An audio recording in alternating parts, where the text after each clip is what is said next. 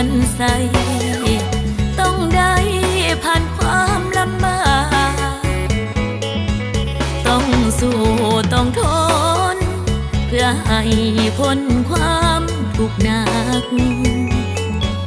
ย้อนว่าทุกอย่างจริง